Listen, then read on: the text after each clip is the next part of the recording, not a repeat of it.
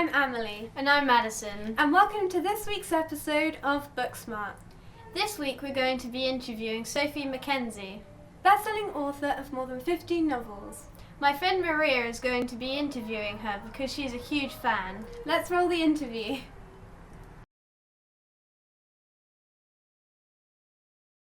Hello, very nice to meet you, Sophie. I've got some questions ready for you to answer. That'd be lovely if you could answer them. Was your first novel, Girl Missing, inspired by any real-life events? It was actually. I was on. I'd seen a TV program about missing kids, and I was on. I was just sort of browsing really afterwards, and I found this missing children's website, and I was having a look at it, and I saw the case of a little boy that I remembered having gone missing years before, and I looked at there were two pictures side by side, the picture of him as a toddler when he went missing, and then next to it an age progressed picture of how he might look now at 14. And I looked at the pictures and I thought, what if he was, the teenager, what if he's still alive and comes across these pictures, this missing children's, this poster effectively on a missing children's website? And what would he, what if he thought, that looks like me, maybe it is me? I imagined that scenario happening, and then I thought, what would he do? And that was really the springboard for Girl Missing. Obviously the main character is a girl, but it's, what would you do if you thought that you were a missing child? So yeah, that's real life. That was a real life kind of seed, for a real life seed of an idea. That's very cool. Have you read Girl Missing? Do you know that story or not? I read the two books. I haven't managed to read the third one, but I read all two. I also was wondering, because your books are in thriller genre, have your life been quite thrilling as well? No, not at all. My life's really quite boring. I mean, I've had an interesting life in that I've been lucky to do jobs that I found interesting. I've worked as a journalist, and obviously, which is writing, and then obviously as a fiction writer, writing children's books, some books for adults as well. And I also teach creative writing, and I've really enjoyed all those books, but I couldn't really say that they were action-packed, kind of thrilling kind of experiences. I mean, don't get me wrong, I love what I do, particularly the writing, but no, not a thrilling life. Also, the title of your new book, Hidden Secrets, is it a deliberate play on words, as it does seem to echo on the theme of the book? Absolutely, it was deliberate. It wasn't actually my idea. I worked with two editors on the book. The first one was just a sort of temporary person who'd been brought in, and she was only there for a short period of time, which kind of was in the middle of the, she'd edited it and we talked about it, and then she left. So I had another editor come in when we were about 2/3 of the way through, and she came in fresh when I didn't really have a title. I mean, I had a few options, but nothing that was really working, and she suggested it. So yeah, it was a really good idea, and it is a play on words, but it wasn't my play on words, it was hers. I mean, it does kind of sound like hide and seek, and I thought it could. Absolutely. No, that's exactly why. I think you're exactly right. It does echo the theme of the book, because the book's got lots of action and lots of danger, and it's an exciting story, and it is about people hiding, and it is about keeping secrets, and everything that's associated with that. So it was a really clever idea of hers. I am looking forward to read that book as well. Yeah, no, I can't wait. I've been working on it a long time, and obviously I sent a copy of I put the picture on social media as well, so that's out, but I can't wait till it's published and people can get to read it. Also, this is quite an interesting question, I thought. Do you think any of your books have been underrated by the media? Yeah, that is a really interesting question, and it's quite a hard one to answer, because I don't think I'm the most objective judge of my own books, because it's a bit like having children, writing books, in that you love all of them, but they're all very different, and your relationship with each of them is a bit different too. So I enjoyed writing some of them more than others, and I don't, as I say, I don't know that I'm in the best position to say whether or not any of them have been kind of what was the word you used? Underrated. Yeah, I don't know. One thing that is true is that I know I'm known a bit more as a thriller writer. So books like Girl Missing and Blood Ties and the Medusa Project and those kind of books. And actually, I've also written some romance books for teenagers. The All About Eve series and the River and Flynn series. And I think those books are actually just as good, if not better, than some of my thrillers. So I wouldn't say any of my books were particularly underrated or overrated, because I don't know that I'm the best judge of that. But definitely, I know I'm known for a kind of book that I write, the thrillers, and I have actually written other books. So maybe not, that's not being underrated. It's just not being known for those other types of books.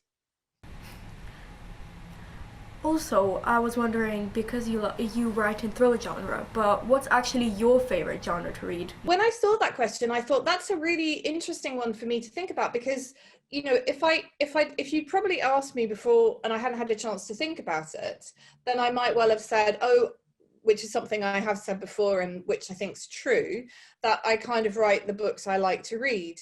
But when I actually stopped to think about the last few books that I've read, I realized that I read across all different kinds of genres. So I actually wrote down the 4 last books I read, so you can see what I mean, if you'd like me to say what they are, because it shows, I think, that I don't read a particular kind. So the last 4 books I read were The Thursday Murder Club by Richard Osman, My Sister the Serial Killer by Oyinkan Braithwaite, Summer Water by Sarah Moss, and Becoming, which is Michelle Obama's autobiography.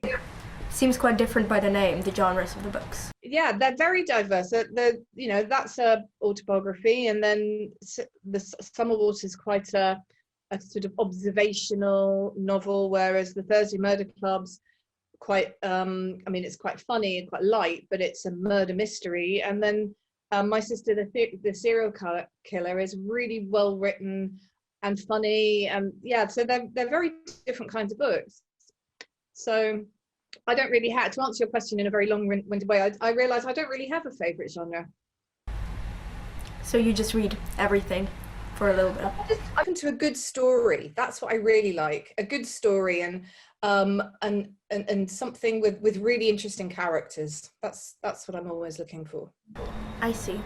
Also, what's your favorite artist or a band? Or do you make any Spotify playlists? I don't particularly anymore. I mean, there are 2 areas of music. Well, for me, there has always been 2 areas of music. There's the music I listen to when I'm writing, and then the music that we might have on in the background while we're whatever eating dinner, or and in terms of listening to music when I'm writing, I haven't done that for a while. I used to do it about 10 years ago. I had playlists for every book and songs that I played that I associated with different characters. And the last few years, I've preferred to work in silence. So in terms of music generally, I was thinking about this as well. It's funny because we do listen to it. When I say we, I'm talking about me and my husband, and the reason I'm saying that is because in normal times we'd have been out probably a lot more, but we're just sort of obviously staying in every evening. And the truth is that he tends to choose the music, and we have very similar tastes. So he tends to choose the music, and he has Spotify playlists that he plays, and I get to choose the TV. So like he's in charge of the Spotify playlist, and I'm in charge of the TV remote. For like when we're watching Netflix or whatever. And so as a result, I wouldn't say that I had particular bands or even singers that I listen to particularly anymore. I do have kind of old favorites, but nobody that I'm really listening to right at the moment. So is there like a specific type of music you like, if not like a specific artist, but like a genre? I really like singer-songwriters. I like, you know, that kind of one person singing with a guitar, you know, that and quite a folky sound. I mean, not necessarily like proper old style folk music, but just that sound, right? I don't like jazz. I don't like really heavy rock sound or any of that. So yeah, that kind of sound of music. Sure. And do you have a copy of every of your books at home? Do you have like a collection? Yes, I do. And in fact, they're right above me there. I'm sitting at my desk. This is where I work, where I write. And all my books are up there on the shelf above my desk. And the reason I keep them there, just one copy of each one, is to remind me whenever I'm working and I'm thinking, you know, I'm having one of those down moments where I'm thinking, this isn't going very well. I don't know what I'm doing, and I'm not quite sure how to get out of the problem that I've got into with this particular book. It's really, really nice, really encouraging to be able to glance up, and it's just a sort of at the back of my head, it reminds me, you did all those books, you'll be able to do this one. It's sort of an encouraging thought to know that I've written other books before. So yes, I do have a copy of I keep one copy of So it's like sort of your inspiration when you're writing. It's really, because it's quite a lonely thing or an isolate. I love it actually. I love being by myself and writing, but it's quite an isolating thing to do. And it's very easy when you're completely on your own for the little voice in your head that says, this isn't very good, to kind of start taking over. And one of the things to counteract that is just remind yourself, well, actually, you know, I've done this before. If I keep going and don't give up and just take it one step at a time, I'll get through and I'll come to a place where the story's working better again. And that is generally what happens. So would you use that as a maybe tip for other writers? Tip for other writers? Yeah, absolutely. I'd say if I was going to give a tip to anyone who wanted to write, I'd say read a lot. I'd say, and then I'd just say keep writing. And when you do feel down, remember that when you're writing something, quite often you have to go over it a few times. Writing a book is never, or maybe it is for some authors, but I've never met one. It's not really about sitting down, writing a story, and then, you know, typing the last letter, and then it's done. It's mostly about writing it and then going over it again and seeing ways you can maybe improve it or change bits, and that, I think, which during that process where you're struggling to improve what you've done or keep working on it, that it's easy to get a bit despondent because you can get a bit lost in thinking, oh, this isn't working, and all of those thoughts. So I suppose in the sense of remember that you just need to take it one step at a time and keep going. I would offer that as advice. Yeah, read a lot, write a lot, don't give up. Sure. And what's your favorite meal? Favorite meal? Well, I absolutely love my food. So that is a very, very difficult question, possibly the hardest one you've asked me. So I've decided that my meal will cover all the things I love. So this is a bit of a cheat because this is a far too big a meal for anybody to possibly eat, but I would start with my homemade vegetarian lasagna, because I'm not vegetarian. I do eat meat, but I eat a lot less meat than I used to. And I make this really great vegetarian lasagna, though I say it myself. It's really good. And I make the sauce. I don't use flour and butter. I use cauliflower and almond milk, and it's really, really nice. But then I do put cheese on the top. So that is part of it. And I love that as a meal. That's my favorite kind of homemade meal. But if somebody else is cooking, like my husband's a great cook too, and I do love a roast dinner. So, you know, a proper roast dinner with all the trimming. So that is also a favorite meal. And then thinking of kind of dessert, I like cake. I mean, I love puddings generally and sweet food, but I do really love cake. And my mum, who I haven't seen for ages, makes this fabulous like Victoria sponge with jam and cream in the middle, and it's just really, really delicious. So all those meals, which that's actually 3 separate dishes, but as a meal put together, which would make me explode if I ate it all, I would go for those those things. Yeah, I agree. I also very like Victoria Sponge. And I also love I also love a chocolate cake. Not so much chocolate by itself, but chocolate cake is gorgeous. I love cake, as I say, any kind of cake. And that was all my questions. Thank you very much for answering them.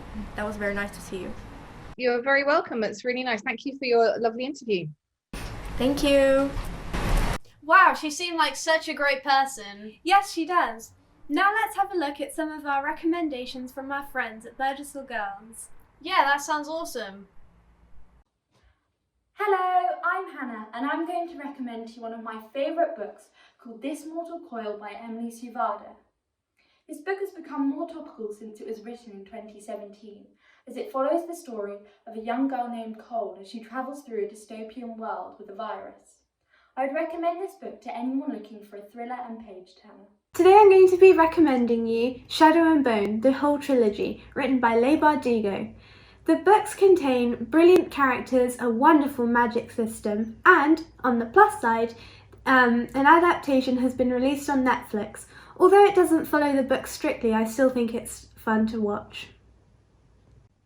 This month I'll be recommending Are We All Lemmings and Snowflakes by Holly Bourne. It's a gripping, uplifting story about the powers of kindness and compassion. I love how she describes her characters in such a real and honest way. Hi, my name's Sophie Beals and my book recommendation is Becoming by Michelle Obama. It's an autobiography telling the story of her life and how she became the woman she is today. It's a very inspiring read and I highly recommend it. Thank you all so much for watching until the end. And don't forget to leave a hashtag BookSmart in the comments section below so you can win a free book. Signed by the author Sophie McKenzie herself. Also, that reminds me, she has a new book coming out in July called Hidden Secrets. Be sure to check that out soon. Thank you for watching! Thank you, bye!